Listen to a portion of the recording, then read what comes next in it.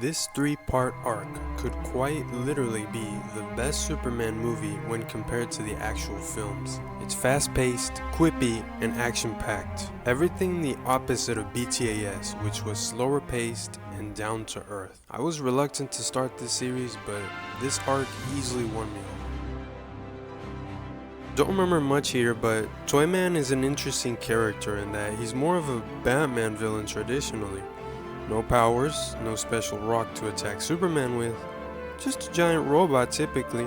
Would be cool to see in a live action movie, but it's great we see him here. I also remember seeing his son in Supergirl. I just remember a traditional episode of necessary setup to, of course, Kryptonite. Not sure if they did a really good job, or the idea of someone stopping at nothing to leap at you and leech your energy is incredibly disturbing. It made for a great villain. I think it's a genius idea to make the villains of the show just remorseless, like even more so than Gotham's villains at times. It's a nice way to contrast and further complement Superman as the ideal person, whereas Batman is broken, so the villains show a little empathy and can have a little bit more leeway. Supes meets Brainiac. To be honest, I know Brainiac more as an organic life form like in Injustice 2 and Lego Batman 3. So this isn't my favorite portrayal, but I can't deny he's an integral and iconic part of the DCEU.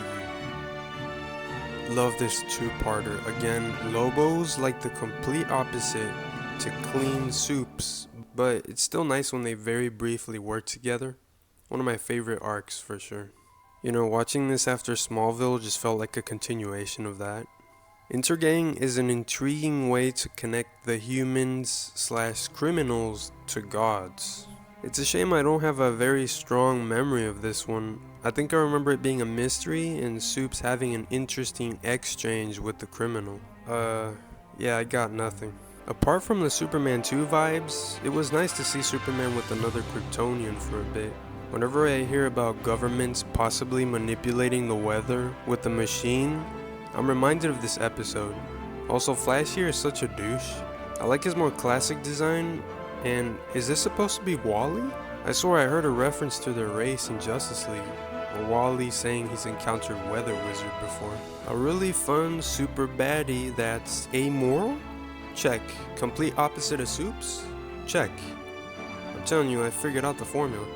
You know, it also contrasts to Lex in that, yes, he's evil, but he certainly feels more human than these guys do. One of the STAS greats, Bizarro is a tale of powerlessness. He's initially created by the powerless to dethrone the powerful. Then Bizarro feels powerless as he must face his unfortunate reality of abandonment from that. Is this the one pre-Super Lightner? Good mystery from what I remember. See, you can portray Mixie in an interesting way. Apparently Gunn wants to adapt Batmite. Well, let's bring out Mixie too. Tallow reminds me of BTAS's Killer Croc, both regular Joes who turned into apathetic monsters. Though in this one, unlike Killer Croc, the Tallow shows some compassion. Reminded me of like Zeta Project. Villain team-ups are fun, though I remember Supes really getting hammered here. Another original villain in Luminous that could actually pose a significant threat to Supes, even without the nerfs. Surprised he hasn't been adapted already. This show is a goldmine for those unfamiliar with Supes, and should be a requirement for those who think he's boring or too powerful. One of the best STAS and DCEU episodes in general. We don't ever come back here, and it's a shame the only love story / kiss we get is Lois with an alternate dimension version of him. Yep. Sounds like a pretty relatable nightmare. Lois's relationship with this monkey Bibbo is so very endearing. This is quite literally where we begin to see Lex as a human being, suffering now as a work slave to Brainiac, and if you watch Justice League, suffering later as a result of his contact here. A fun episode with interesting interactions from Lois, Clark, and the Kents. Also showcases just how strong the villains of Apocalypse are, and if Superman struggles this much with Calibac, it makes you wonder just what is he gonna do when Darkseid arrives. Ah yes, the big crossover. Finally Batman and Superman meet. Now of course this episode is well written, and there's plenty of reasons for this to be a fan favorite arc. But the way Bruce acts towards Clark is off-putting.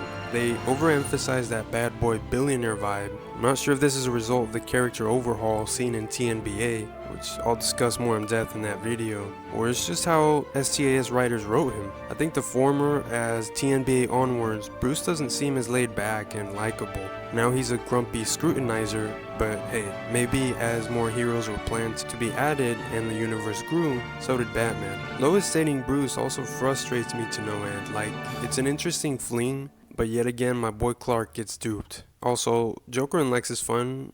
Unfortunately I already saw them in Lego Batman 2. It's cool that Bizarro finds some peace here. His dog is ugly on Earth, but it looks cute when he's with him.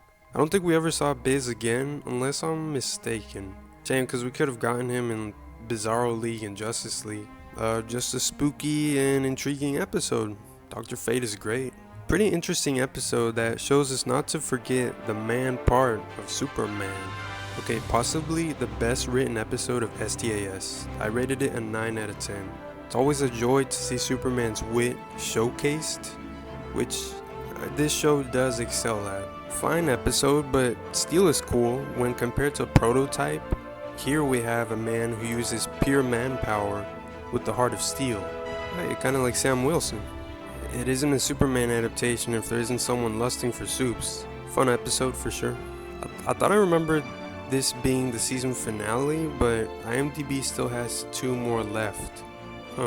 Great powerful climax to this story that shows they have the brass to kill off a character in an animated show. Most fans know this, but yes, The Funeral is a tribute to comic book creator Jack Kirby, with the Fantastic Four showing up, Nick Fury, other characters that he created. Is this the arc where Jimmy and Kara team up? I like their dynamic.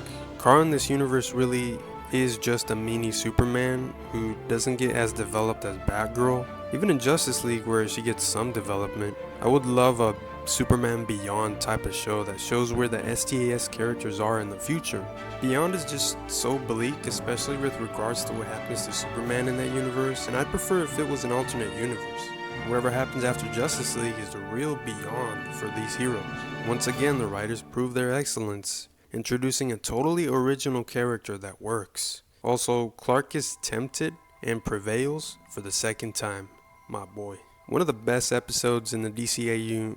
It's a power fantasy of mine for this to happen when fantasy meets grounded realism. When watching Daredevil, I so wish Thanos or Iron Man could come in and wreck Kingpin's whole org to the ground. You know that'll never happen, of course, and it would be unsatisfactory to the story, but at the same time, here the main character and story are in the realm of fantasy, so it's allowed to happen. Other examples I've seen are when Barry shows up in Arrow, the Justice League shows up in Static Shock, and when Daredevil shows up in She-Hulk.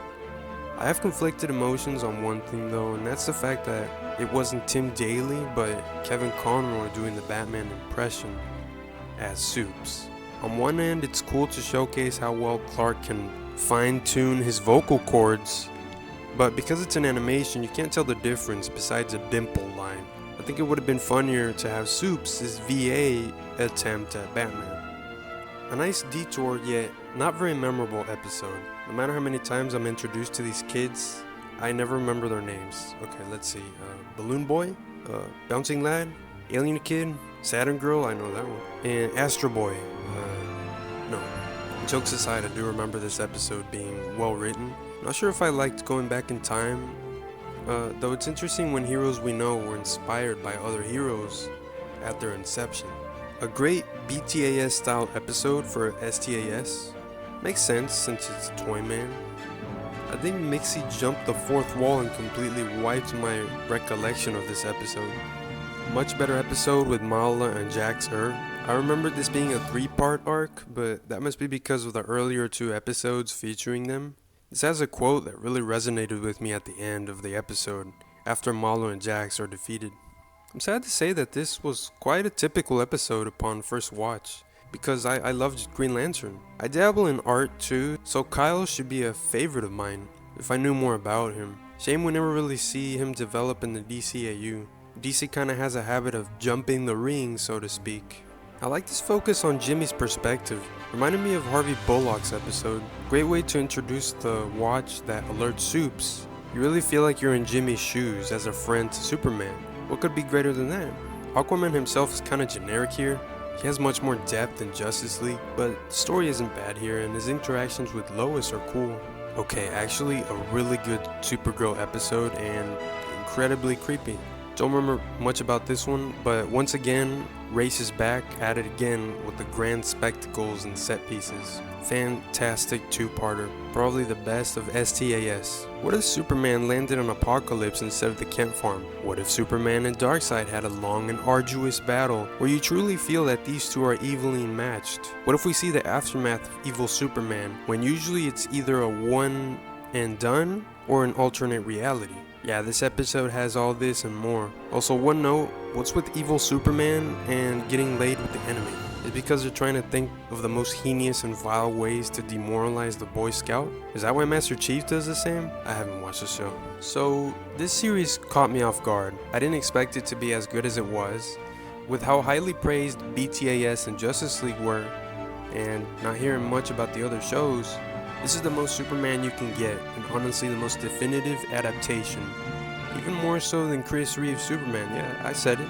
In my opinion, Chris Reeve is the definitive Superman in a quadrilogy of bad stories, whereas here we get a decent Superman with exciting and never before seen characters that deserved an adaptation. James Gunn said he'd definitely take inspiration from Justice League and Young Justice. Hopefully STAS is included because after having watched the entire DCAU already, yes, even Zeta Project and Lobo, I gotta say, STAS is special, and just like how BTAS is a must for Bat fans, this is the same for Superman. Oh, and I did watch Lobo. It's very short and very vulgar. Not my thing, but if you like very crude humor, I guess you'll enjoy yourself here. I much prefer when they try to find clever ways to be vulgar while staying true to the mainline tone. That's why that Deadpool episode of Ultimate Spider-Man was so great. So, I had already finished writing this when I realized I still had to watch that Superman Brainiac Attacks animated film. I know it's non-canon, but because it uses the same designs and the same cast members, I decided to include it. And I gotta say, I was actually pleasantly surprised by this one. I gave it a 7 out of 10, but the reviews make it sound like it's the worst straight-to-DVD movie you can think of. Like, even worse than Superman 4. Since it's a movie, the budget for the effects are higher. Thus, you see STAS through a much higher lens of detail. Felt like Superman Doomsday. Of course, I'm not sure why this movie exists. I guess it's what happens when they try to get something out there to prepare for another release in Superman Returns. But they're still good here. Lois and Clark's romance isn't resolved, of course, which is frustrating as the whole movie built up to that, and the show hinted at, but never got to resolve either. The ending does leave the door open for the possibility, but it's kind of ironic as the opportunity is missed regardless. No idea if they plan for a sequel. The new voices from Lex and Brainiac are night and day to each other. On one hand, Lance Henriksen as Brainiac is actually really cool. He does sound full evil though, and loses that neutral with the touch of innocent charm from Corey's portrayal. Lex, played by Grodd aka Booth Powers, does a good job in playing the character with a bit more humor to him. It can be jarring if you expect Clancy's smooth and commanding, owns the room aura, but as in Elseworlds, this is fine. It's like if they did a Batman movie and had Joker played by the original actor, Tim Curry. The score by Thomas Chase is stellar, whimsical and grand when it needs to be. For this film, Brainiac and Lex get new suits.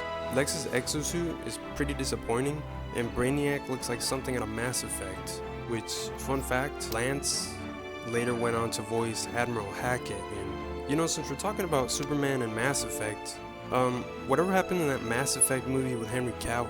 Maybe he lost a role or they couldn't work something out.